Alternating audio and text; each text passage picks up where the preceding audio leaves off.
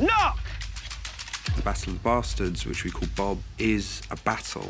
Draw! And there's no escaping it's a battle. You wanna fight? You!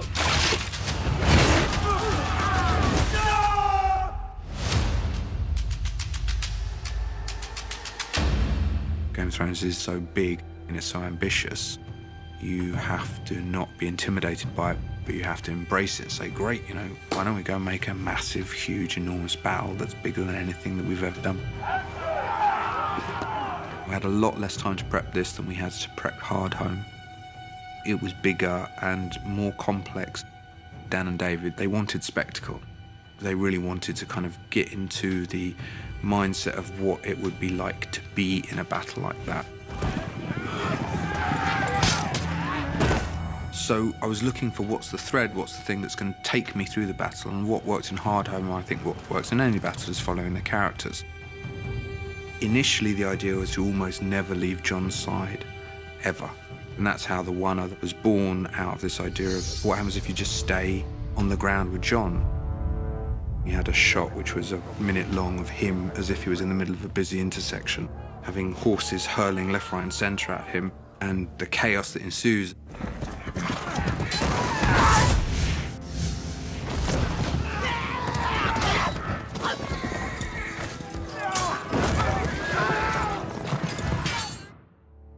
With Rowley, the stunt coordinator, his specialty is horses.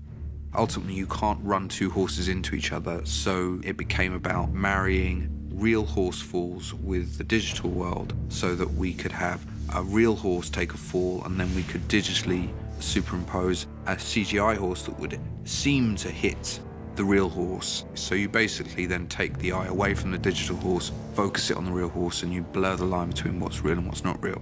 Rowley is also a very integral part of the team. He can get on set and make stuff up on the spot without any real rehearsal for it and put pieces together and get his guys. He's got a team of, you know, about 40 core guys who are there again and again and again. And, you know, if you look closely, you'll see the same guys being killed again and again and again. I was interested in trying to present war not as glorious, just horrible. From day one, Dan and David wanted this pile of bodies based on the Battle of Angkor. It was such a big undertaking to try and make a body pile of hundreds of horses and dead people, and also hydraulic horses' legs that kicked out so that the thing had some life. I needed it to fit into the story, and what we ended up doing is using it as this obstacle by which the Stark army could not get past without going over it, and as they went over it, they would be shot down by the Bolton army. The Battle of Cannae, which was this pincer movement of horses that literally crushed the Romans into a hole so that they couldn't get out and they died. And so we took both of those ideas and applied them to Bob. Limitations are everything. Actually, they're kind of what makes things interesting and makes you creative. For example, we couldn't put horses. What we had to do is come up with some impassable object that created a crush. And so that's where the shields came in, and the Bolton sign is that upside-down flayed man, and once you put a bunch of shields with that red cross against a black background, it became very graphic. And we went off script a little bit where we had Jon almost drown under a stampede of people.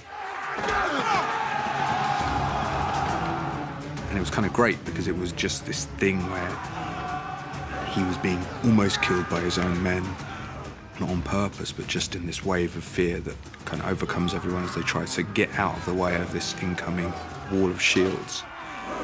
When we first walked down into the rehearsals and we saw this guy swearing and insulting all of our extras, and we thought, oh, no one's going to come back tomorrow. Shield man, I'm looking right at you. Hold that fucking pike there, please. He was incredibly well liked and respected, in spite of the fact that he would insult everybody at some point or other in the meanest possible way. I know you're mental, but I need you to move at the same time, fellas. It's amazing the difference that makes when you have the military advisors there, because they help move everything along. You then also have to multiply them in a way that the visual effects guys can actually take 100 guys here and 100 guys here, and then put another 100 guys here, another 100 guys there. You have to film of that. So a lot of time was actually spent in prep, teaching these 600 extras to move swiftly from one block to another so that we could do the tiling efficiently.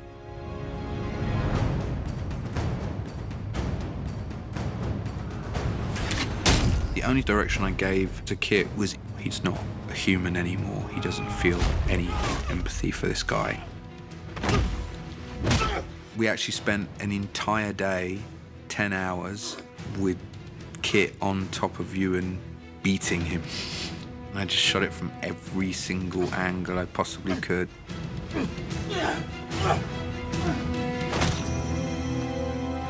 For Sansa and Ramsay, performance-wise, it's a very important scene for these two different characters to be doing. They end up playing it incredibly solitary versions of the scene where neither of them give each other anything. These two characters loathe each other in a way that made the death more frightening and more grim. Kit said the great things about season 6 is you see a lot of good people do bad things.